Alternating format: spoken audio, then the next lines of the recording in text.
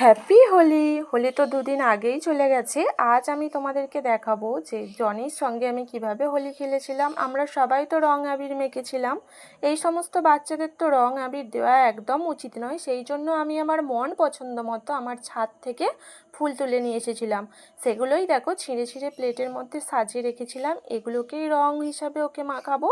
দেখো এখানে হলুদ, ব্লু, গোলাপি, সাদা, লাল এই ফুলগুলো আমি নিয়ে এসেছিলাম। আর সাথে নিয়ে এসেছিলাম ওর খুব পছন্দের একটা ফল, যেটা খেতেও খুব পছন্দ করে। আর জনি তো প্রথমেই এইসব মাখামাখি একদমই পছন্দ করে না, ভয়ে দৌড়ে দৌড়ে পালিয়ে যাচ্ছিল। এই ফলটার লোভে দেখো কীরকম শান্তশিষ্ট ভদ্রলোক হয়ে রঙগুলো মাখছে। আর রঙগুলো মাখা হয়ে যাওয়ার পর ওর কাছ থেকে আমি দুটো হাম্পা নিয়ে নিলাম। আর দেখো এই ফলটার অন্য কোনো ফলই নয়, এটা হচ্ছে নরম নারকেল, যেটা খেতেও খুব পছন্দ করে। এখন আমাদের হোলি খেলা হয়ে গেছে, টাটা।